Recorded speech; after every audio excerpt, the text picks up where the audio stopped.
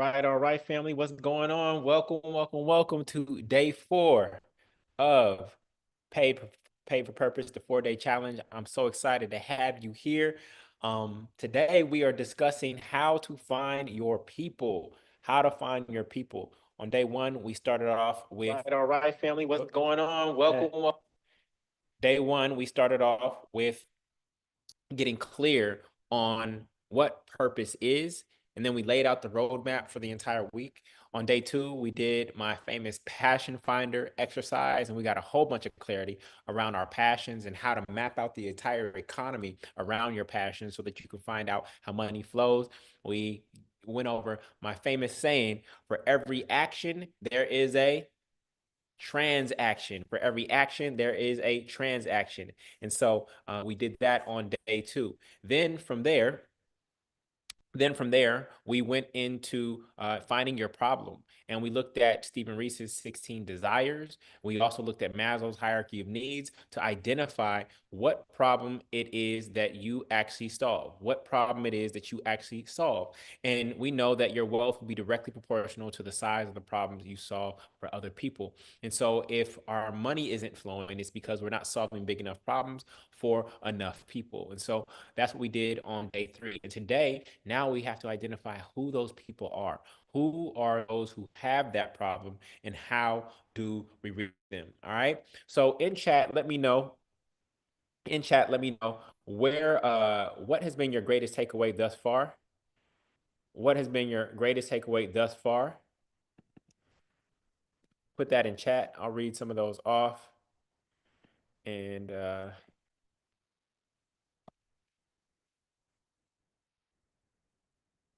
right. Beautiful. We had a great VIP session. Was able to coach a little bit, and I'm excited about today's teaching.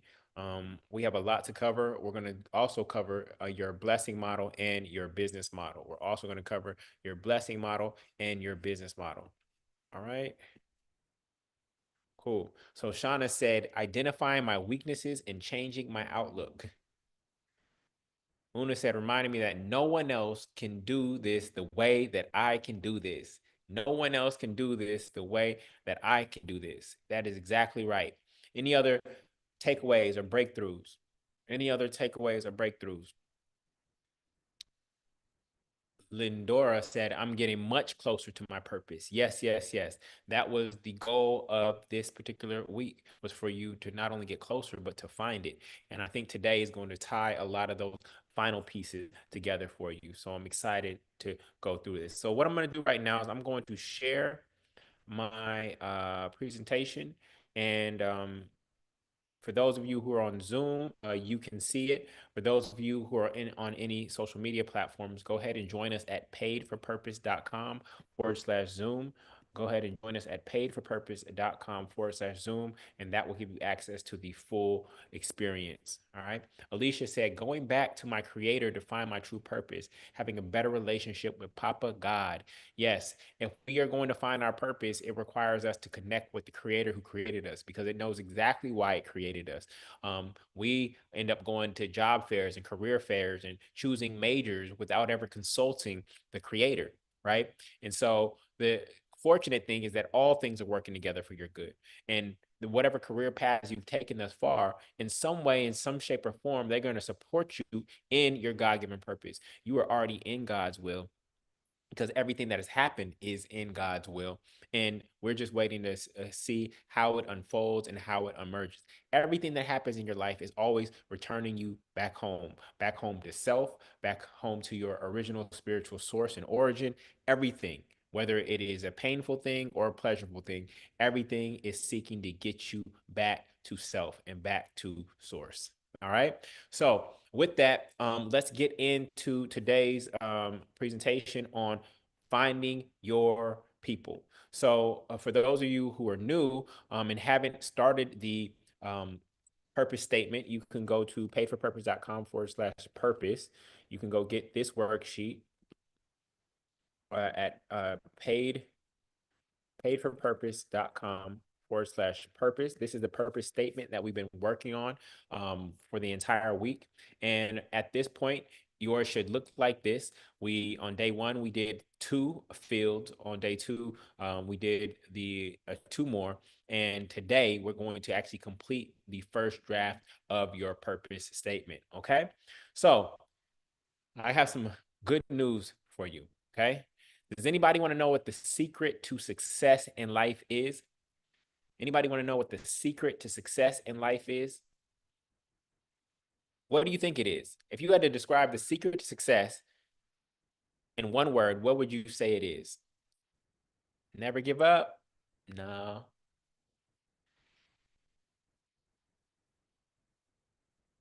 Pray? God? Okay, those are good answers. Alignment, purpose, attraction, love. Actually, a lot of those are connected. The secret to success is service. Marquita got it. The secret to success is service. You are not here for yourself. You are here to serve other people. And in fact, when you serve other people, you are serving God. You are also loving in more than a romantic way. See, we've only been taught to love based on romance, and we've been taught to love our offspring. But when you serve others, you are actually, that is an act of love. When you are giving your purpose and you are sharing of your purpose, sharing of your highest self, giving your gift to the world in a sustainable way, yes, meaning that you do charge for your gift, because scripture says your gift shall make room for you. Okay. It does not say your gift will make a tent for you.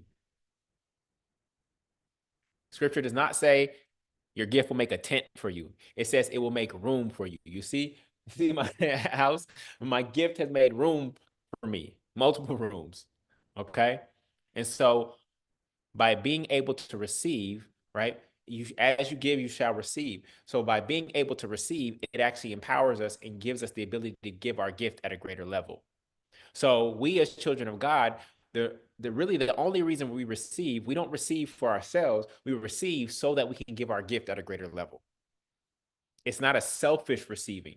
It's a receiving to replenish and rejuvenate you, your team, your systems, your infrastructure, etc., so that you can give your gift at a greater level. So you start cycling and spiraling up, and your impact continues to grow and grow and expand and expand. It costs money to have that kind of expansion. Is this making sense? You're not just receiving for selfish reasons. Otherwise, that's just a transaction. That's just a reciprocal I give you this and you gave me that. Okay? That's that's reciprocity, but it's not real service and impact because the value exchange was actually equal. Okay? We're trying to go beyond that. Okay? So, Matthew 9 Matthew 9, 10 through 13 says, um, while Jesus was having dinner at Matthew's house, many tax collectors and sinners came and ate with him and the disciples. When the Pharisees saw this, they asked the disciples, why does your teacher eat with tax collectors and sinners?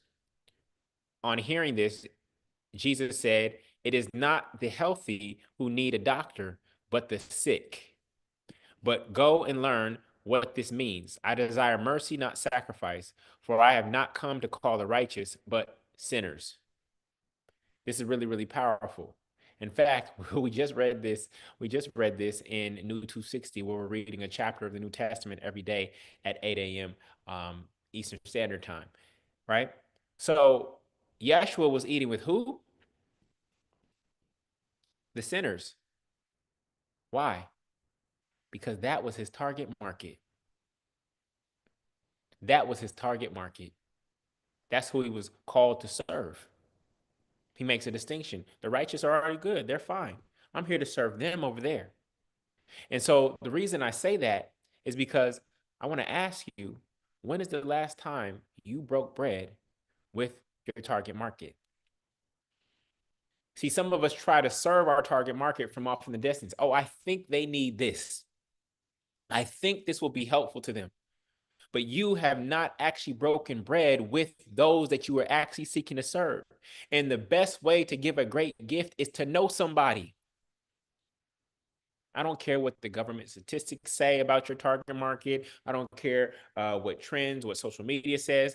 When is the last time you broke bread with them? When you were that close to them, when you were in intimate proximity with them, where you could hear and see and feel them.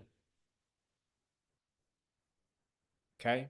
Not just a survey and not just US Census Bureau statistics, but you broke bread with them. You want to serve the homeless? Well, guess what, family? You got to go spend some time with the homeless. Because if you're not homeless, then you actually don't know what the homeless need, unless homelessness has been part of your journey. You want to build it and hope that they come. Well, how about you go to them and build it based on what they tell you? Now there is room for innovation because Steve Jobs once said, if Henry Ford would have asked people what they wanted, they would have asked for a faster horse. Instead, he gave them an automobile. An automobile has horsepower, but it is not a horse. They couldn't have imagined a horse. I mean, they couldn't have imagined an automobile. But what he knew is that they wanted consistent transportation, right? He knew that people wanted a consistent form of transportation, and that's what led to the innovation of the automobile. But we have to go connect with those that we are seeking to serve. Are y'all with me? Okay. Go to where your target market is. And Matthew 15:24, but he answered them and said, I'm not sent unto the lost sheep. I'm not sent, but unto the lost sheep of Israel. So Yeshua knew who he was sent for, right? So if we're seeking to be Christ-like from an entrepreneurial standpoint, we have to be clear on our target market. Now, there may be Gentiles who can benefit from what we have created. But usually, when you're starting out in your purpose, there's a specific group of people that you are seeking to serve. And as you serve them and get deeper and deeper, then your teaching might be able to bless other people. But initially, when you're starting out, there's a group of people that you are here to serve, and you have to know them intimately so that you can give them the greatest gift possible.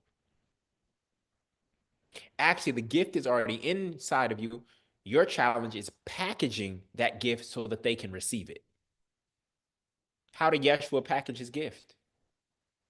How did Yeshua package his gift?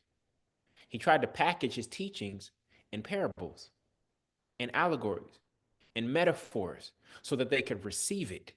So our challenge, and not everybody got it, and that's okay. Not everybody got it. And so our challenge is not to find the gift. Our challenge is how we package the gift so that it can be received, so that it can meet their need. Are y'all with me? Are y'all with me? Okay. So, who are you called to serve, family? Are you here to serve families? I know I'm here to serve families. This is why I lead the multi-family movement. Multifamily is not just real estate. The multifamily movement is a family for your financial freedom. It is a family of families, and we are seeking to become one of the wealthiest families in the world. When 100,000 people in our family reach $1 million net worth, then we will become the eighth wealthiest family in the world. That's $100 billion.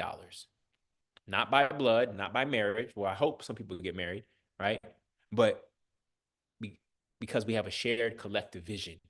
So I'm actually here to serve families. I believe in the Black family. I believe in the brown family. Okay. Some of you are here to serve women. Some of you are here to serve women. Some of you are here to serve students. Some of you are here to serve children. Who are you here to serve? We got to get crystal clear on that.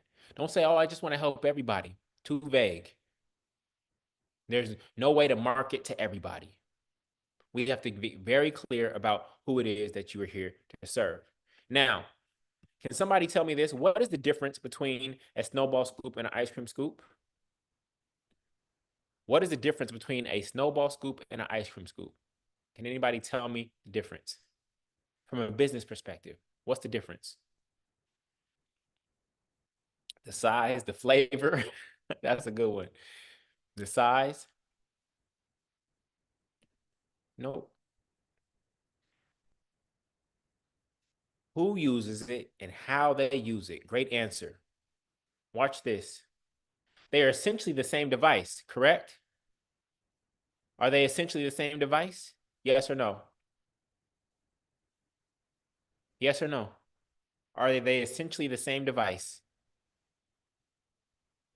So watch this, family. The only difference is that a snowball scoop sells in the winter and an ice cream scoop sells in the summer. The only difference is that a snowball scoop sells in the winter and an ice cream scoop sells in the summer. So it is the same device, but it is repositioned based on the season that you're in. So you have a gift, right? And if you try to sell an ice cream scoop in the winter, you're not going to get that many sales. But if you try to sell a snowball scoop in the summer, you're not going to get that many sales. So our job now is to take what we have and to find the right place to sell it in. That is really the hardest work of entrepreneurship. Who actually values what God has given me to give? Who actually value? Where are they? How do I find them? How do I get them to raise their hand? How do I get them to come to me? That is actually the hardest challenge, acquiring customers profitably. Is this making sense? Is this making sense? The same exact device just sold in two different environments. I saw this video of this man who played in like the New York Symphony or something like that. He took his talents to the subway. And you know how musicians play in the subway, they open up their guitar case or with their instrument case and people throw in pennies and stuff like that. Why? They only throw in pennies because they're in the environment of the subway. The subway is dirty, it is filled with rats. So people don't value it. There may be one or two people who stand around and smile and are just in love with it because they can appreciate the music. But then that same man from the symphony will go to the New York Opera House, wherever it's called, and be getting paid $500 per ticket for the same exact song. For the same exact sequence of songs, he'll get paid $500 a ticket. So it has nothing to do. See, some of you think there's an issue with your product or your service that you offer. No, you're just putting it in front of the wrong people in the wrong environment. The hardest work as an entrepreneur is finding where the people are who value what you have. Once you find niches of them or a community of them or individuals, then you have to double down. Okay, are there more over here? I just found one over here, right? Oh, I'm starting to see a pattern. Okay, there's four more over here. Okay, he actually knows two more. She knows five more. She's part of an entire organization. Are you seeing how this works? Are you seeing how this works? Okay. So I want to share with you some principles around knowing thy customer, right? First and foremost, if you can articulate your prospect's problem more clearly than they could have said it themselves, they will automatically assume that you have the solution. One of my favorite quotes. I don't know who the source is. If you can articulate your prospect's problem better than they can themselves, they will automatically assume that you have the solution. Is this making sense? So we want to know them intimately. When it's time to give gifts, right, to your significant other, the reason you can give a great gift to your significant other is because you know them really, really well, right? You know them really, really well. So the hardest person to give a gift to is who? Who is the hardest person to give a gift to? Somebody you don't know. I don't know what they like. You at Target just like walking in the aisles. I don't know what this person's gonna like. And so what do? You end up buying something that you like in hopes that they would like it. That's usually gonna fail. They're gonna end up repackaging that gift and giving it to somebody else when it's time for them to give a gift, right? So, principle number two, your ideal client is the person you can help the most, is eager to work with you, and is willing and able to pay. Your ideal client is the person you can help the most, who is eager to work with you, and is willing and able to pay. Okay. Principle number 3, you choose your clients, at least in the beginning. You don't allow your client to choose you. Okay. You choose them. It's like dating. Some of you have gone through the dating process and you just let anybody approach you instead of you actually saying, this is what I want, and actually going after specific people. This is why we deal with so much BS in the dating phase, because we're allowing anybody to choose us. We even use the language, oh, he chose me. She over there choosing. Okay. And yes, a little attention from a stranger feels nice sometimes. But the reality is that you know you best, so you actually have to do the choosing.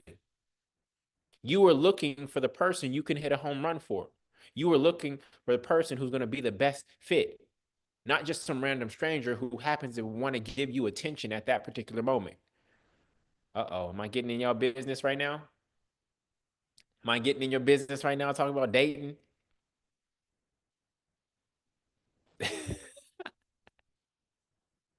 All right. So, oops, let me fix this. So in dating, what is likely to attract the best prospect?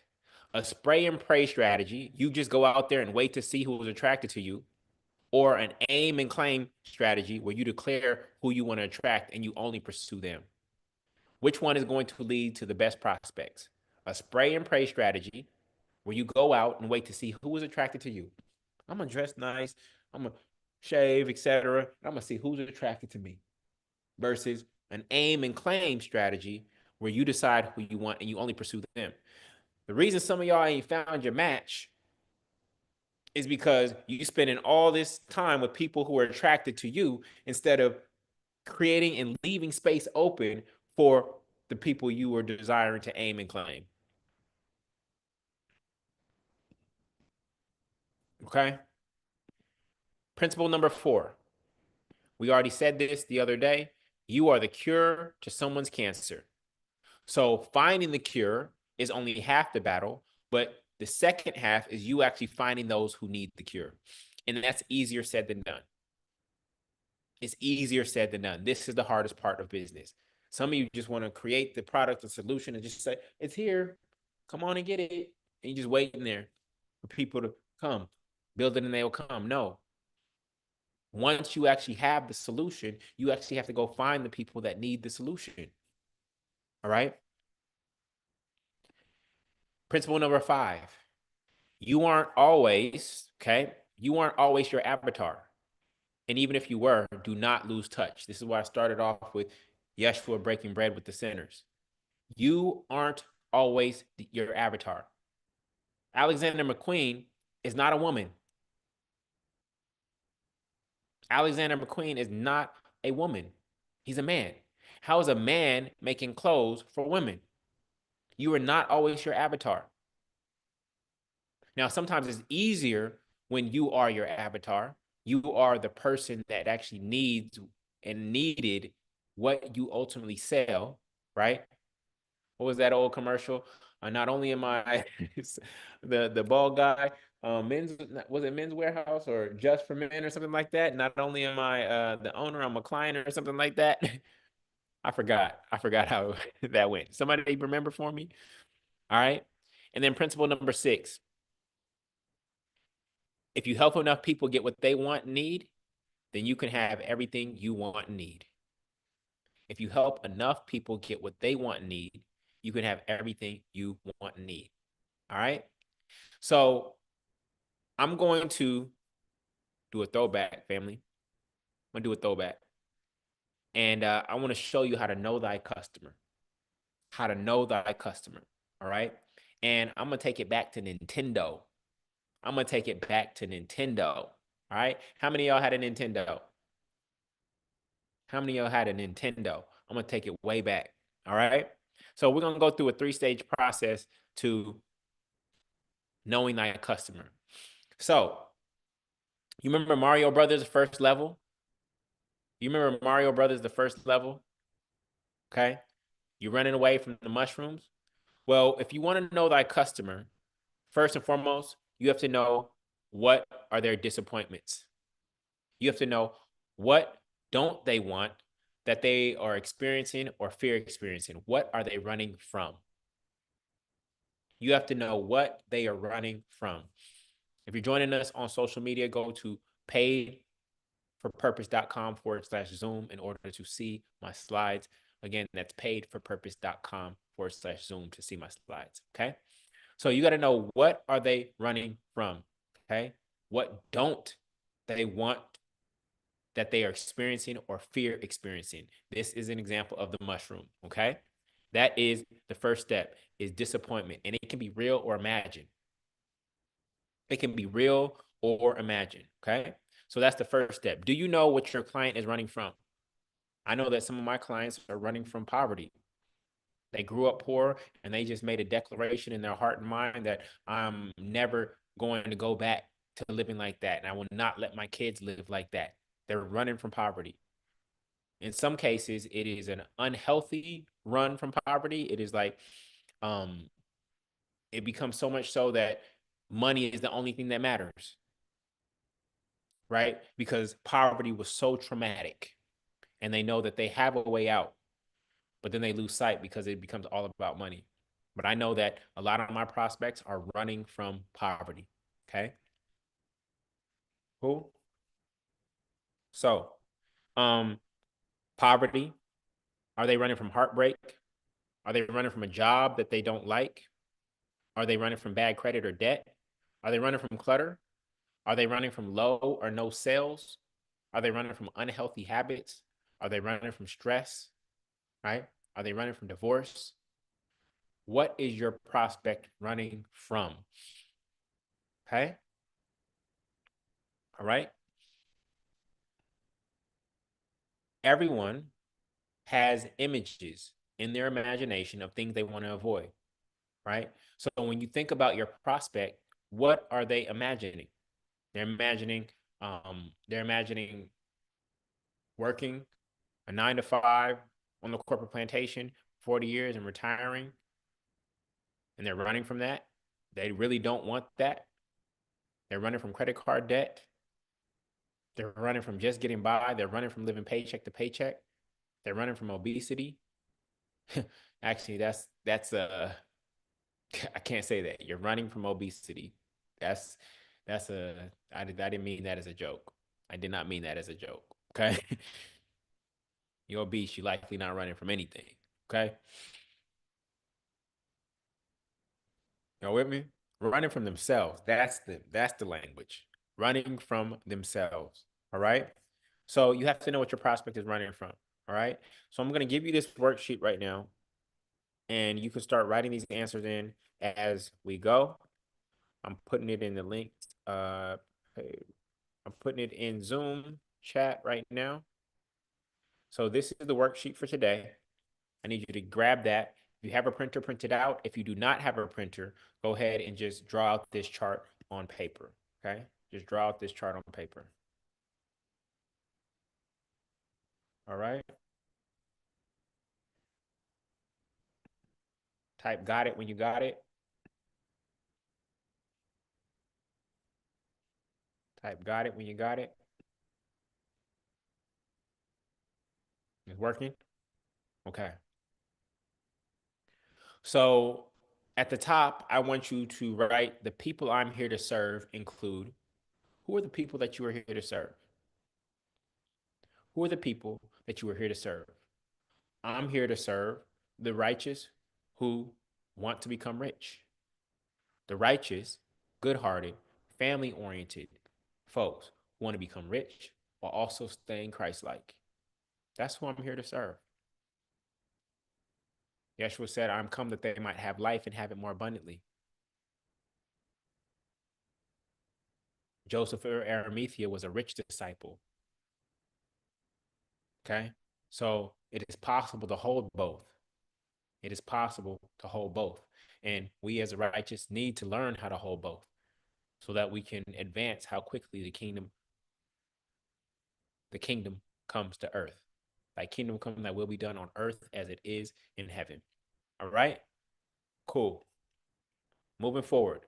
The next one is the dreams and desires of your customer or your prospect. What do they want to experience that they aren't experiencing, or they've experienced it, but it is a fleeting experience? Like they get it one time, right? They get it once a month, or they get it once a quarter. For instance, travel. They travel 2 times a year, right? It's a fleeting thing. They actually want to be traveling monthly, but they only travel 2 times a year, right? So their dream is to be able to travel all over the world more freely, but they're constrained by this, and this, right? So in Mario Brothers, what does that look like? That looks like the castle. Once you get to the castle, right, it means that you've completed the level, right? So these are things that you think you want, or that they think they want, or that they've tasted a little bit of as a little appetizer, but they can't hold it. They can't keep it. It's not happening as frequently as they desire. So the mushroom is what you're running from, right? The disappointment. And the dream or desire is what you're running towards. Okay. So we got two things. We got what they're running from. They're running from this, they're running from this, and they're running from this. They're running towards this, and this. And so my service or product is going to help them get what they ultimately want. But actually, my service or product may not help them get what they want. My service or product is actually going to do this, the third one. Okay. It's actually going to do the third one. So, what are some of their dreams? Financial freedom. That's one of my prospects' dreams. Love, a dream home, early retirement, good health, more intimacy, business growth, right? This is what they're running towards. And again, they have images of this happening. Most people put those images on a vision board. So, could you replicate your prospect's vision board? Could you replicate your prospect's vision board? And they'd be like, how's that look like my vision board? Oh, because I know you that well. I know what you want. In fact, some of you actually need to do a vision boarding party with your prospects so that you know exactly what they want. And then if you see some patterns in what they want, and you're like, actually, I can help this group of people get that thing. They all have this thing on their vision board, and I have a solution that can help them get that. Because it's on their vision board right now. Because what? Why is it on their vision board right now? Because what? Because they don't have it. It's on their vision board because they don't have it, or they don't have it at the degree that they want it. They don't have it at the frequency that they want it. Vicky just got a aha moment. Vicky just got an aha moment. Okay. Ready? So go ahead and write down the things that they desire or dream about that they're running towards. Go ahead and write down the things that they desire or dream about that they're running towards.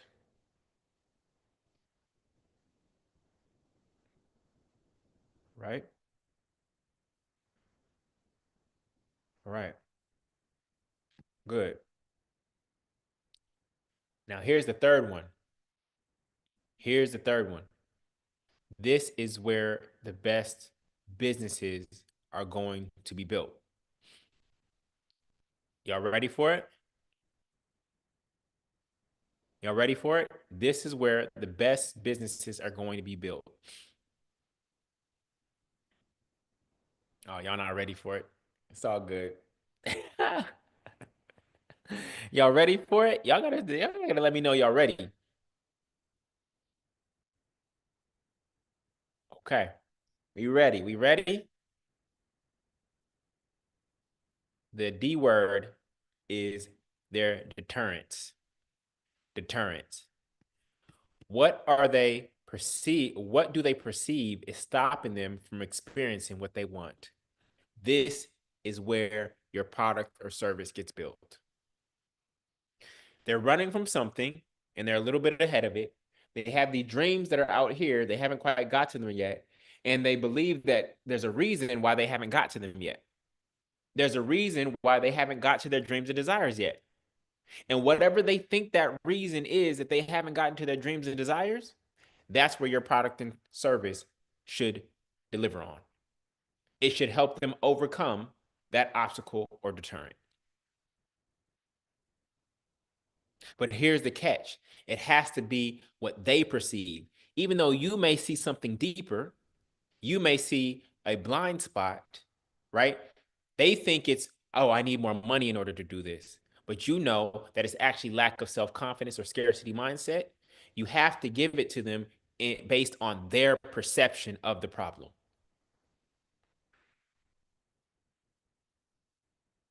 You have to give it to them based on their perception of the problem, not what you see. So you sell them what they want, but once you've sold them, you give them what they need.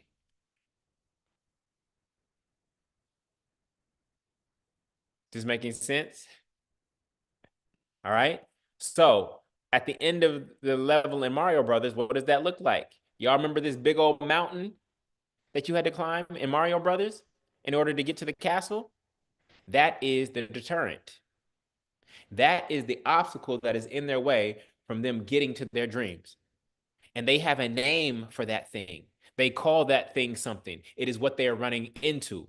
So we have what we're running from, we have what we're running to, and then we have what we're running into. Okay.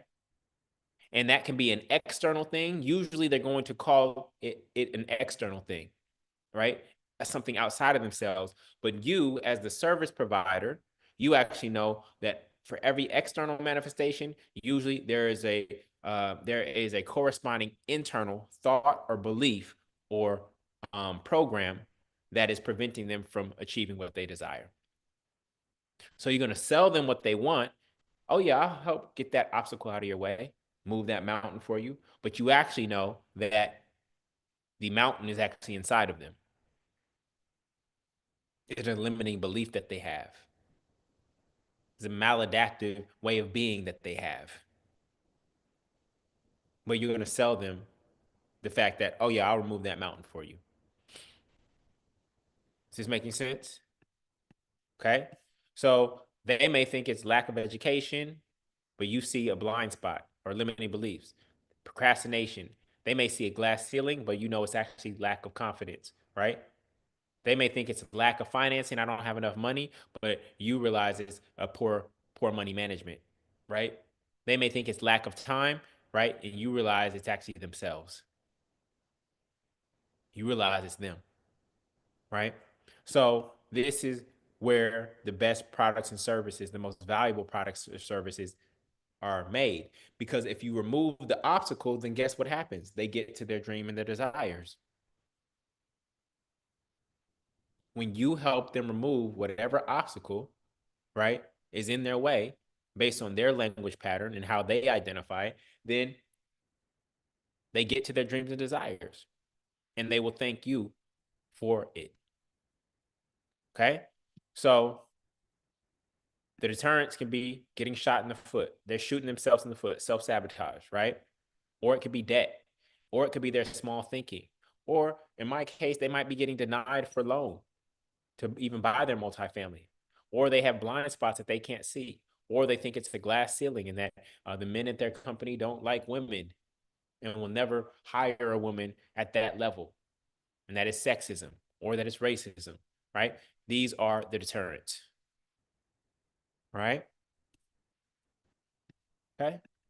So I need y'all to help me with this.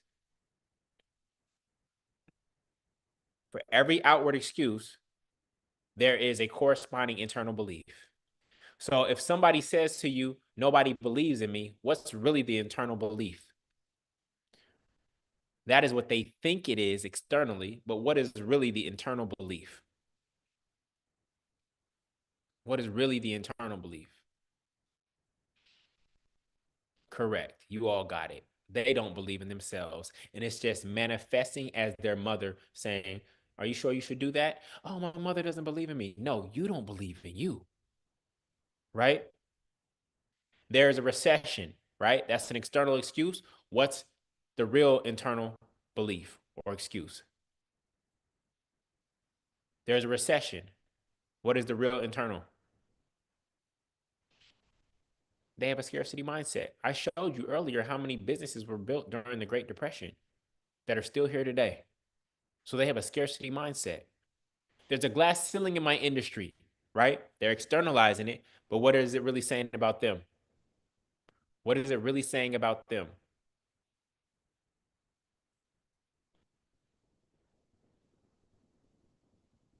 Their own limitations. I doubt my skills. I'm not worthy. Yes. Good. There are no good men or women out there. What are they really saying? There are no good men or women out there. What are they really saying? They're really saying, I'm still in pain. I haven't forgiven the last one yet. You see how this works? So they're going to communicate it as the external thing, right? But it's really internal. So I don't believe in myself. I believe in scarcity and limited opportunities, right? My gender or race is limiting me. I'm afraid I'll be alone or not attractive enough or who I really want or I'm hurt, I'm still hurt and afraid, right? I'm going to add that in here. I am still hurt and afraid. So if I continue to say that there's no good men or women out there, then that gives me permission to stay alone so that I don't have to engage in the hard work of being in a relationship. And I can blame the fact that there's no good men or women out here for why I'm not in a relationship. When the truth is, I don't want to be in a relationship because I know that being in a relationship is hard. It holds up a mirror to me. And I know that there are things that I need to refine. But if I language it to other people that there's no good men or women out here, then I don't even have to be in a relationship and I can blame somebody else. You see how manipulative we are? And y'all gonna be on some sales calls and you're gonna hear these kind of stories. But do you hear how manipulative we are?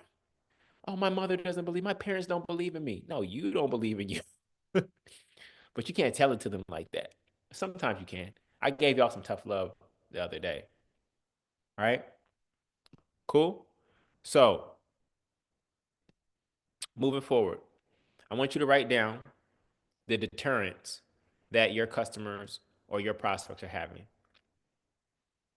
Edwin sees the game. Edwin sees the game. And then I'm going to close out with something really, really powerful. All right. So on your worksheet, right, what are 2 to 3 deterrents that your prospect has along their journey?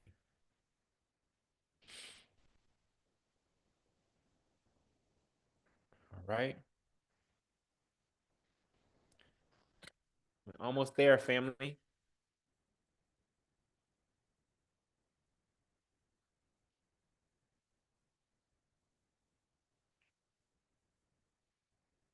Almost there. Right.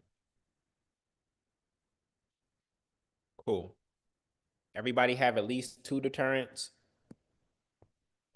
Everybody have at least 2 deterrents, 2 disappointments, and 2 dreams and desires. You know y'all were supposed to be doing work. This was not a YouTube video where you just kick back and do nothing. That's not what this is. This is work. We supposed to be doing work right now. I know you're trying to cook dinner, wash the dishes, help the kids with homework all at the same time. We're supposed to be doing work right now, family. Now the replays are available.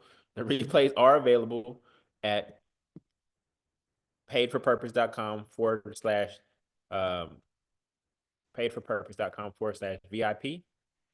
If you missed anything, they are there. But you were supposed to be doing work as we were going along. All right. Cool. So y'all ready for the finale? I'm about to free some of y'all up. I'm about to remove the number one excuse why many of you aren't actually walking in your purpose. It has nothing to do with money. I'm gonna remove the number. How many of you would like me to remove the number one excuse, or how many would like to hold on to that excuse? How many of you would like to hold on to that excuse? And how many type hold on and type remove or type remove? I need to know. You want me to remove the excuse or you want me to allow you to hold on to the excuse? Because if you're going to hold on to it, you can sign off now. You want me to remove the excuse, then stay tuned. This is the number one reason why many of you aren't walking in your purpose. Has nothing to do with money. It is this. How many of you are afraid to step out in front, lead others? How many of you are afraid to step out front and lead others? Ding, ding, ding, ding, ding, ding, ding, ding, ding. There it is. Whoop, there it is. Whoop, there it is. Many of us are afraid to step out in front and say, this is what I am called to do. This is who I am here to serve, and I'm here to lead you to this desired destination. Okay, there's a few of you that say, no, I ain't fearful. I'm ready. Okay, watch this, family. Exodus 3:11-14. And Moses said unto God, who am I that I should go unto the Pharaoh and that I should bring forth the children of Israel out of Egypt? What do you hear in that question? What do you hear in that question? All you hear is doubt.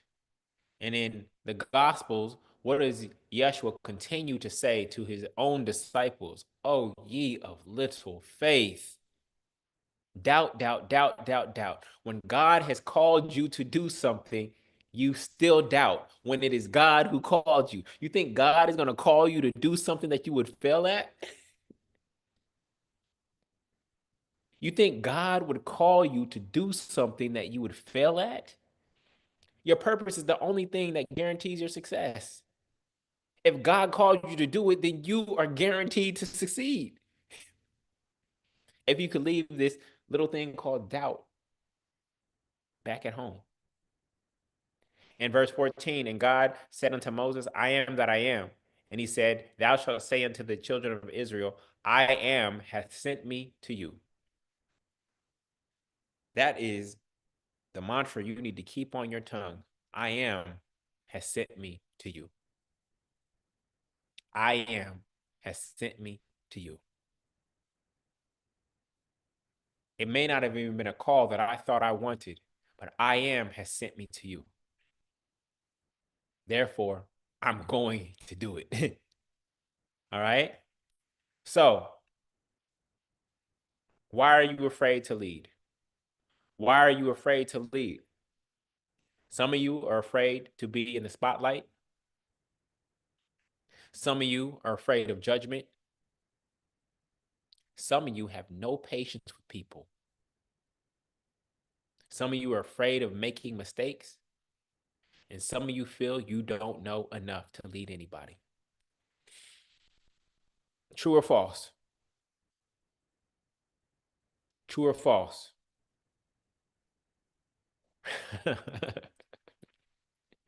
We ain't even talking about money. We talking about your heart. We talking about your faith right now. And I told you, walking in your purpose is the greatest faith walk in the world. Picking up your cross is the greatest faith walk in the world. So you want to get free of all these things right now? Because I got a divine download that has freed me and many others. You ready? There are three types of leaders. There's three types of leaders. Okay? Three types of leaders. The first leader is the leader that everybody thinks they need to be, and that is the veteran. And the veteran says, I've been there, done that, just follow me and I'll show you. But usually God is calling us down a path that has not been paved. But everybody wants to be the veteran. I climbed to the mountain, I climbed to the top of the mountain, now I'm coming down and I'm gonna take you up. That's called the Sherpa. That's called the Sherpa. somebody who takes people up and down mountains. That's called a Sherpa. Now, here's the issue with the veteran. The veteran built a $10 million business in the early 2000s. The entire economy was different at that time, right? The entire economy was different at that time. So if they were to try to replicate that same thing today, they might not have the same exact results. So being the veteran, you can be a little bit out of touch. You can be a little bit out of touch by being the veteran, okay? Because you've been on the mountaintop for so long, and your old ways or what got you there won't work for today's generation, okay? So I want to free you up from having to be the veteran. Some of you think you need wild success in order to start to lead other people. You don't. You just have to be one step ahead of them, okay? Now, this is the one that freed me. And this one is a weird word, right? It's a weird word, but you're going to understand it in just a second. The second type of leader is what I call the yeast. The yeast, right? What does yeast do? What does yeast do? It causes things to expand when you put it inside, correct? So the yeast says, I don't have it all figured out, but I have an ingredient that when you add this ingredient to what you already have, it will cause what you have to expand. So watch this. Listen to me, family. This is why a single person can actually be a marriage counselor. This is why a single person who has never been married can be a marriage counselor. Because if they have communication skills and a framework for communication and how two people can connect and communicate stronger, and that is the main issue in a marriage, then somebody who is single and unmarried can still be of value to people in a marriage. Why? Because they're yeast. Look, y'all, I'm not married, haven't been married, haven't dated in a year, not really interested right now. But I have mastered communication and difficult conversations. And when you implement this methodology into your marriage, it will allow you two to communicate at a deeper level, which will strengthen your marriage.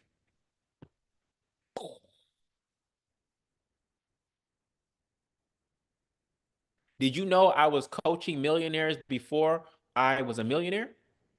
Why? Because I had some yeast. I had some ways of being and thinking that when they added those ways of being and thinking into their businesses, it caused their businesses to expand. I was coaching people who made more money than me. So it gives you the permission to say, I don't have it all figured out. I'm not even as successful as you are.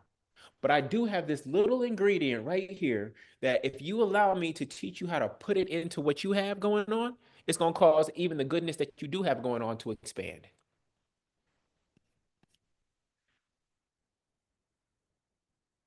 How beautiful is that? How beautiful is that? All right.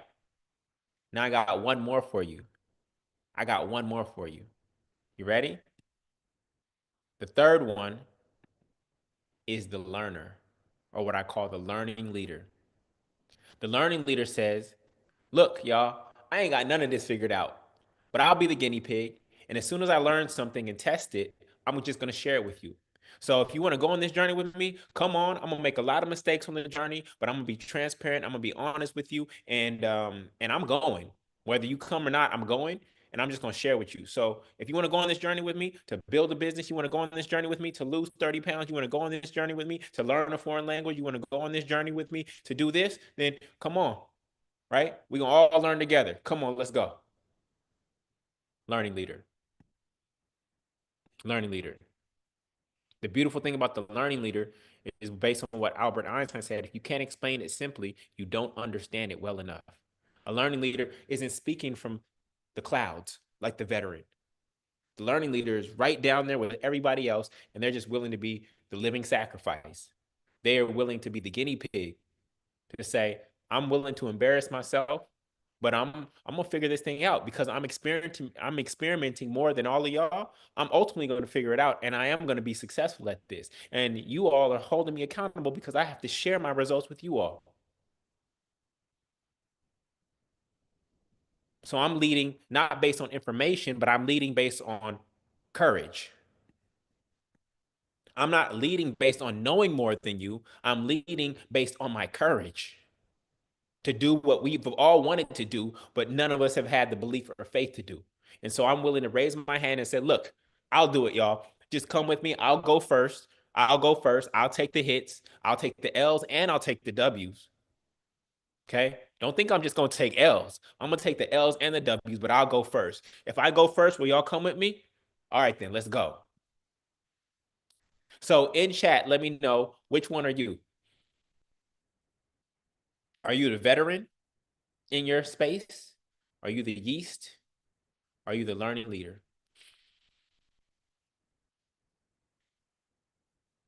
Good. Good.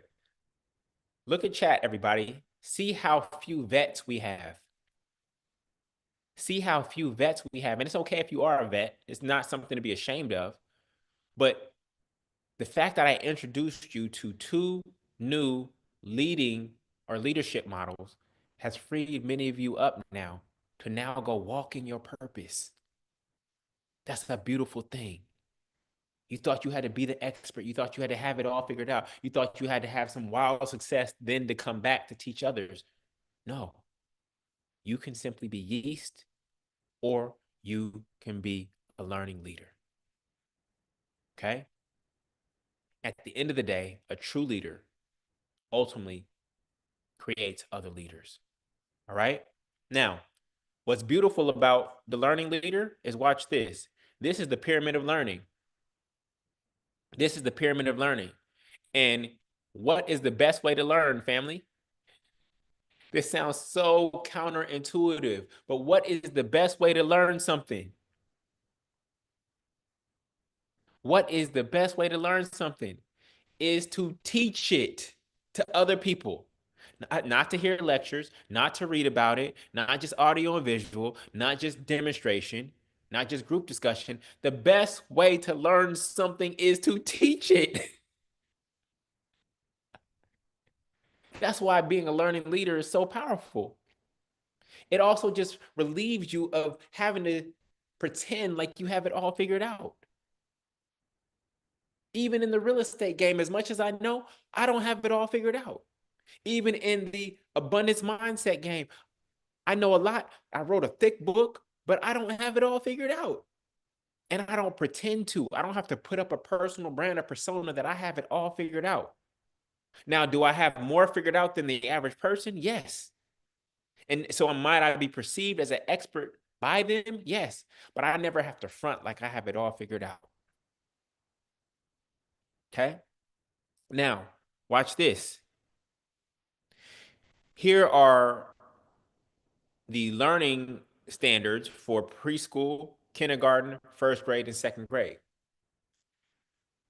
If I want to tutor a first grader, what grade do I have to be in, family? Do I have to master calculus? Do I have to master 12th grade calculus?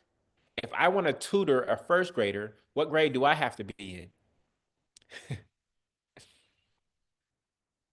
If I want to tutor a first grader in math, what grade do I have to be in? All I have to be in is in the second grade, family. I don't have to be in the third grade. I don't have to be in the fourth grade. If they know addition, if they're learning addition, and I know addition, subtraction, multiplication, and division, then guess what? I, as a second grader, can tutor a first grader. I don't have to have completed calculus. I don't have to have all of math figured out to tutor a first grader. I just have to be what? How many steps ahead of them? One step ahead of them. I just have to be one step ahead of them to teach them. Now, of course, I have to keep growing because they're eventually going to catch up. And then I have to be able to teach them the next thing. I got to be able to teach them multiplication. Then I got to be able to teach them this and this. So I have to keep growing. But in order to teach them and get paid right now, I only have to be one step ahead of them.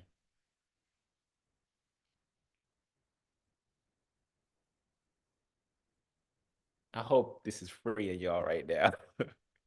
Because some of y'all thought y'all needed more credentials. You needed to go back to the school. You needed to do this and this. You needed to put in another 10,000 hours. Nope. All you have to do is find the people that are one step behind you. All you have to do is find the people who are one step behind you and want to be where you are.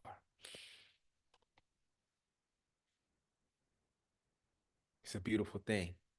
And guess what, family?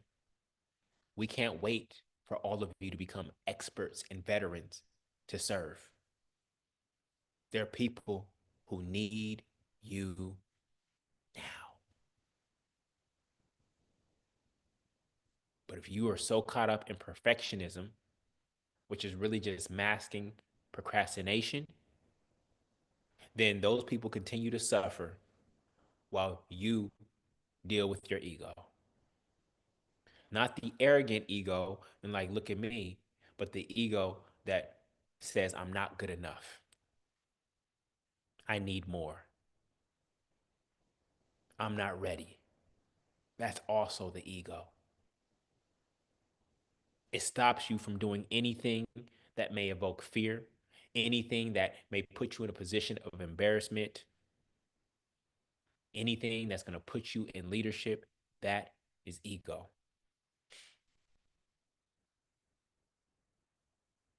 Okay. So,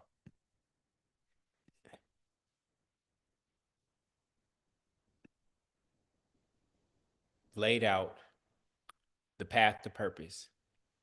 And ultimately, you need to lay out your step by step process. You need to create your framework for your signature solution that you bring to the world. Okay. This is the pathway to go from selling your soul, which is hell, to being paid for purpose, which is heaven. What is the hellish state that you are moving somebody from? There are people whose relationships are about to end right now, and you have a skill set that could benefit them. There are people who are unhealthy right now, dealing with certain diagnoses that you've healed yourself from, that need to hear from you right now. There are companies that are struggling in their human resources or their financial resources right now that could benefit from what you know, but you're too shy. So those job losses aren't just on the CEO when they have to cut people. Those job losses are also on you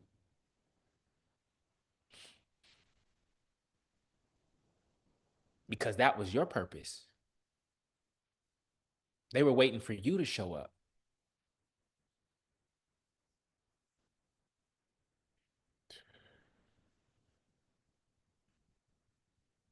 Again, we're playing this big game of musical chairs, and everybody's sitting in the wrong seat.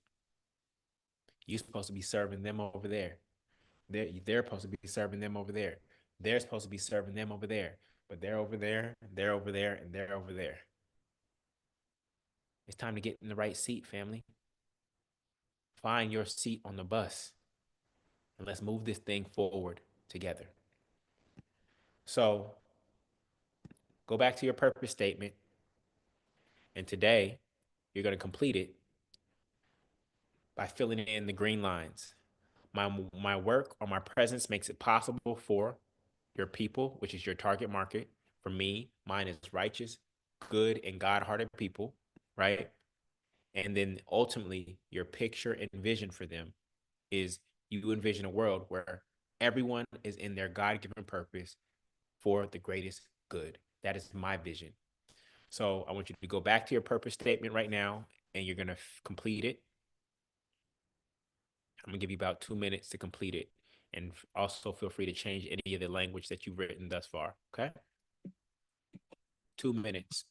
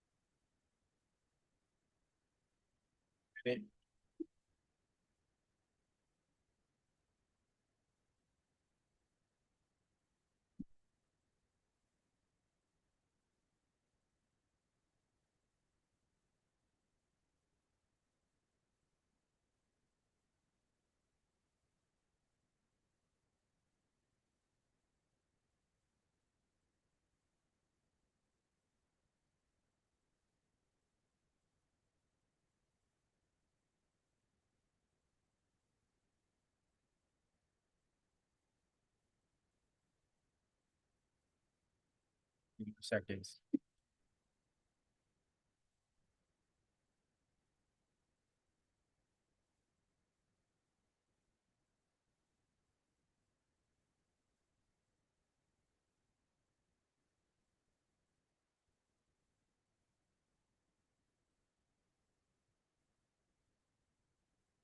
Second.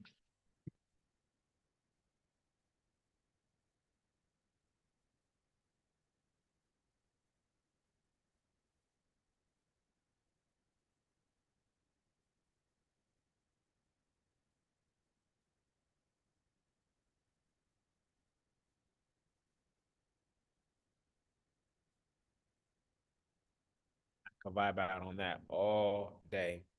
I have a handpan, by the way. It's one of the things I do my on my free time is I'm learning to play the handpan. I ain't got no beats for you right now, right? I'm just learning some patterns, but I actually have a handpan, one of my favorite instruments. All right. So what I need you to do right now is I need you to put both hands on your heart. I need you to put both hands on your heart, and I need you to read your purpose statement to yourself. Okay. On your mark, get set, go.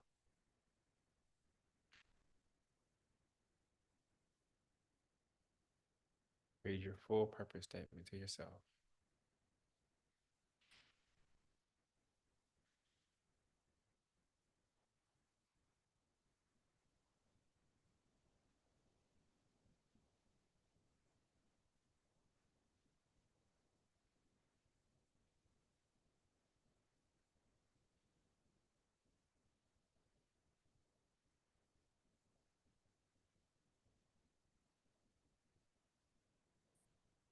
All right. Okay. So if you did not read it out loud that time, I want you to put your voice to it now. And I want you to read it again with your voice, not just in your head. I want you to read it with your voice. Okay? On your mark, get set, go.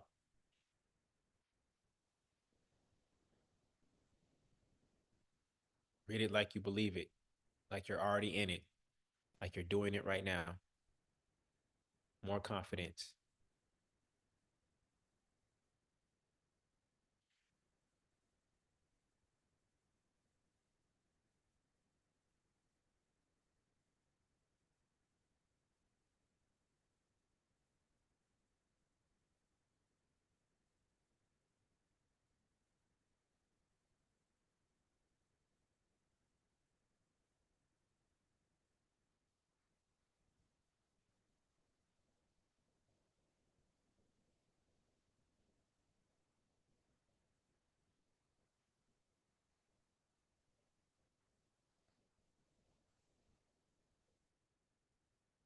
Take a deep breath.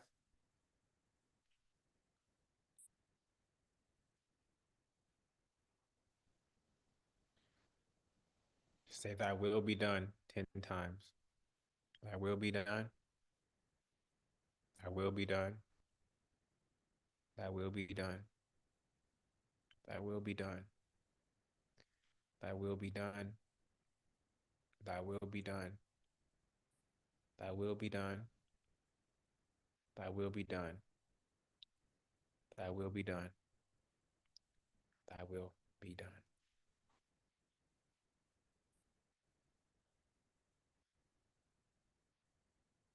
Mm. All right, family. So yesterday, I man, I have some more to teach. Um,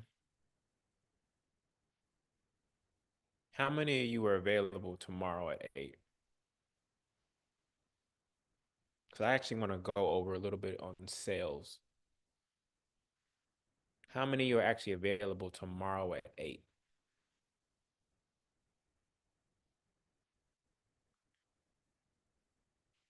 If I see enough people available, then we will continue. I know some people got to get ready for work tomorrow. Let me see here. What I'm going to do is I need some more time with you. I need a little more time with y'all. Got one more thing that I wanted to teach, but we will not be able to fit it in tonight. So let me see here. And my my tech guy is out tomorrow, so let me just see if I can get this adjusted right now. I can get this adjusted right now, then we will come back tomorrow and be here. Let me see, there it is. All right, I think I got it fixed, y'all. So what we're gonna do,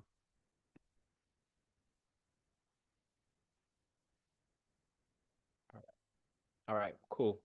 So I got that fixed. Let me wrap up tonight. Now, how many of you were here yesterday? If you were not here yesterday, type no. No, not 8 a.m., 8 p.m., 8 p.m., 8 p.m. tomorrow. If you were not here yesterday, type no. If you were here yesterday, type yes. If you're not here yesterday, type no. If you were here yesterday, type yes. All right. So most of you were here yesterday. It looks like about 80% of you were here yesterday. So yesterday you saw me guide you through the different programs that we have to help you walk in your God-given purpose. Um, the first one is our career or personal branding path, and that is designed to help you take the skills that you have and get paid more for them in your existing profession, whether that is inside of your company by getting a raise, whether that's changing jobs by rebranding yourself, or by getting consulting gigs and speaking gigs on the side using the same exact skill sets that you're selling to your employer at Costco wholesale prices. And that'll add more income to your bottom line and start to shift you if you're already doing work that is in alignment with your purpose, right? The next one is our side hustle notary track. Okay. The side hustle notary track is saying, Julian, I'm not in my God given purpose right now. I'm just trying to make ends meet, but I need to make some more money. Right. And if I can make some more money, that will free me up. And I want to learn entrepreneurship, but I do not want to learn entrepreneurship by starting from scratch. And so, yes, give me an existing business model that I can work with and somebody to lead me on that path. And so that is the second option, right? The third option is our entrepreneurship track, which is designed by Dr. Sharita, who is my COO and has helped me grow the multifamily movement. And in that track, that is designed to help you build a purpose-based business. So if you know that there's something deep down inside of you that you need to share with the world, that you need to package and share with the world, then that is going to be the track for you. Okay. And then for those of you who are ready, right, and want to get your housing expense taken care of before you start stepping into your purpose, you need to get rid of your rent. You need to get rid of your single family mortgage first, like I did, right, by buying the triplex in Brooklyn in May of 2013. Then we have the real estate track, which then gets lowers your housing expense, right? Also helps you buy a multifamily home, which produces income, right? Which then frees you up to step into your God given purpose. That's what it did for me. I went from paying expensive rent in Brooklyn to being paid expensive rent in Brooklyn. And so those are your options. We are seeking to get money out of the way by either helping you make more money and or lowering your biggest expense in life, which is your housing expense, so that you have more breathing room to walk in your God-given purpose. So for those of you, I'm not going to go through it all since most of you were here yesterday, but for those of you who are ready to join the multifamily movement, you can go to paidforpurpose.com/start, right? Paidforpurpose.com/start and choose your path. Now, let me know in chat which path is best for you. Is it the career personal branding track? Is it the side hustle notary track? Is it the entrepreneurship track or the real estate track? Which one do you think is best for you? And if you don't know at this moment, please put a question mark. If you don't know, please put a question mark. Okay. I am not, I am not, I want to be very clear. The goal is to walk in your God given purpose. I'm not here to sell you a get rich quick scheme. Okay. I'm not promising you that. But I am promising you that if you do the work in any of these tracks, that it's going to change your income position, either because your housing expense has gone down, because your housing is now paid for through rental income, right? Or it's going to add five or more figures to your bottom line because you're making money as a notary, you're making money in your purpose-based business, or your personal branding has now allowed you to get an increase at your job, switch jobs and get paid more, or to get side gigs for the same exact skill that you're selling to your employer. Okay. And all of this creates breathing room for you to step into your God given purpose. The most powerful thing, one of the most powerful things that you are going to experience in life is the first time you get a four-figure check due to your purpose. The first time you get a four-figure check for your purpose, it opens up the floodgates for you. My first four-figure check was a $3,000 speaking engagement at the University of Michigan. I got invited to speak at the Ross School of Business for the undergraduates there. It was a $3,000 check for a 90-minute speech and presentation, and they covered my travel. Once I got that check, it opened up floodgates for me. That was my first time really being paid for my purpose. And those checks continue to get bigger and bigger and bigger as I went to more colleges, not larger institutions, but institutions with bigger budgets, and stepped into corporate speaking as well. So that's what I want you to experience. And all of these pathways are designed to help you have that experience, to break you free from the 9 to 5 trading time for money model. Okay. Not demonizing that. Okay. You are exactly where you were supposed to be at this moment in time. So we're not demonizing 9 to 5s. What we are saying is a higher calling is you actually being paid for your purpose. That is going to not only be fulfilling financially, but it's also going to be fulfilling spiritually. And that is the richness that can never be taken away. It can't be stolen, it can't rust, can't be eaten by moths. That is a treasure that is forever, right? Even this blessing, this love offering that I've given to you will never be forgotten. This will never be forgotten by any of you because you know, based on the purpose statement that you wrote on day one and the purpose statement that you have today, that there was a shift that occurred in you that got you clarity on your God given purpose. And that new purpose statement that you have will stay with you. It will evolve, but you will know that this work happened on this 4-day challenge that we did together. That is a treasure that even if you decide not to join the multifamily movement, that I get to store in my heart forever. That I was doing what I was created to do, And because of me, there are hundreds of people this week who got clarity and closer to their God given purpose. That can never be taken away from me. And there's work that you were meant to do that will have that same effect on people and the world. And that is the invitation that I'm calling you forth to accept. All right. So I'm not going to go through all the programs and the tracks and the details. We did all of that yesterday. Okay. I just wanted to share that. And I want to open up for questions for another 10 minutes since we're going to come back tomorrow. Actually, since we're gonna be at 8 p.m. tomorrow, same time. Okay, same time tomorrow, 8 p.m. And the tomorrow's bonus session. I'm about to put it in chat right now. Tomorrow's 8 p.m. 8 p.m. Eastern bonus session on spiritual selling is going to be http paidforpurpose.com/Zoom. Okay. I think that is everything that you need. Oh, and then the VIP replays.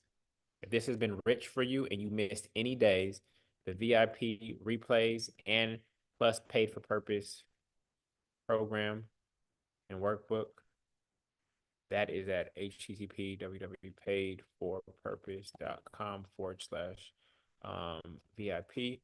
So these are the most important links right now. Either take a screenshot of them, okay? Either take a screenshot of them or copy and paste them somewhere.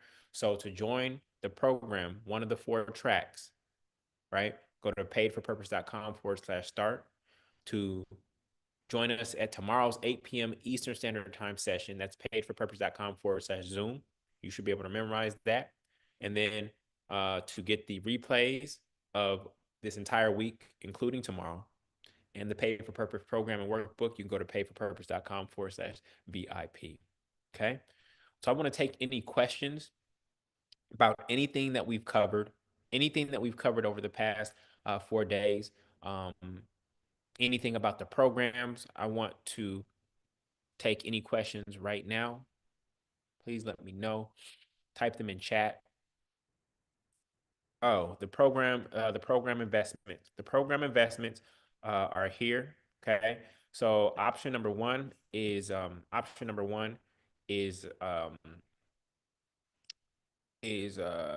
1 year commitment of $2,497, and option number two is $349 per month. So you pay as you go. And each track is designed for 3 months of education and 3 months of execution. So in reality, if you stay locked in, you can actually complete 2 tracks in a year. So if you're torn between the entrepreneurship track and the real estate track, if you lock in, you can come in, do the entrepreneurship track, right? 3 months education, 3 months execution, get to your $1,000 offer and launch, and then after that, switch over to the real estate track, 3 months of education, 3 months of execution, and close on your first multifamily home. So that's how we've designed it. We only allow you to do 1 track at a time so that you stay focused. We found that information overwhelm stops a lot of people from succeeding. So we only allow you to do 1 track at a time. So that actually also incentivizes you to get in, get the information, execute so that you can transition to the next track and complete as many as you can in that year time. Yes, the career track is personal branding. So, for instance, let's say that you are you do marketing for your company, right? And your company is paying you $80,000. We will take that same skill and you love it. We will take that same marketing skill set and or let's say operations, okay? And we will take that same operations skill set and actually position you as a consultant outside of your company that can do the same service on the side for another organization that is not a competitor, or teach you how to get speaking engagements, right?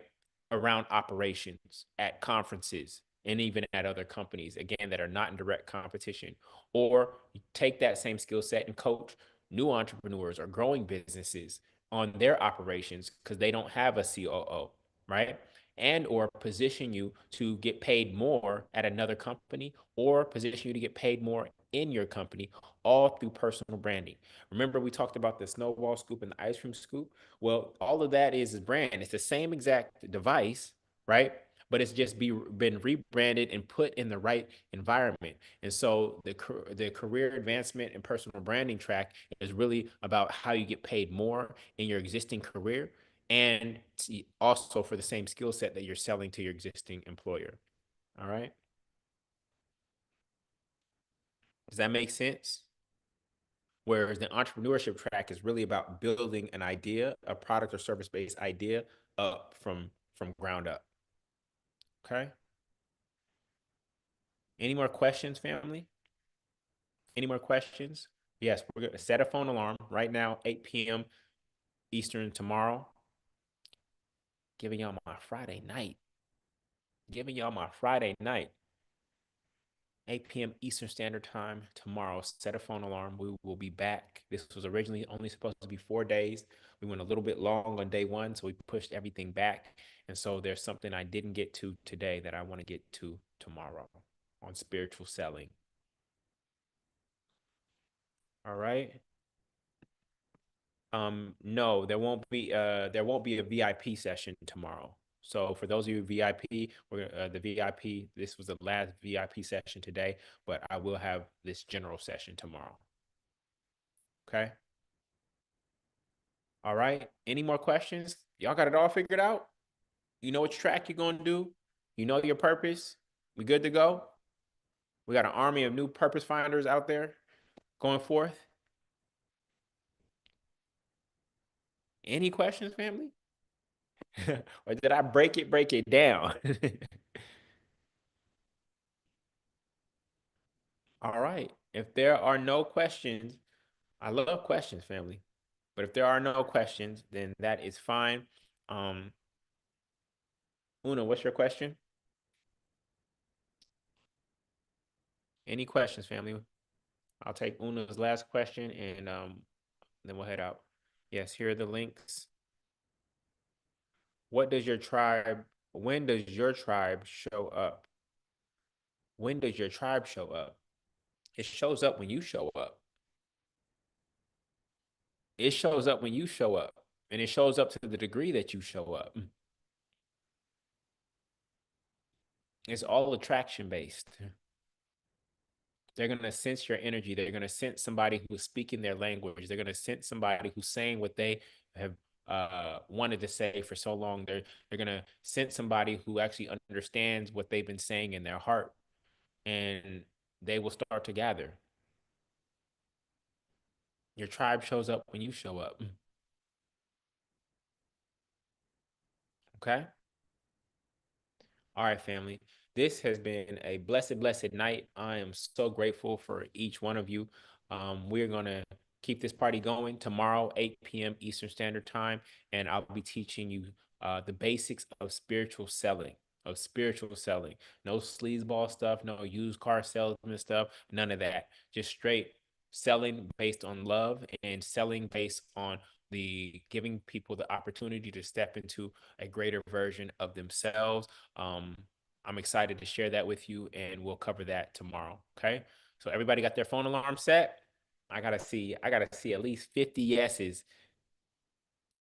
Don't have me show up here and it just be me and one other person and we having a candlelight dinner. Okay.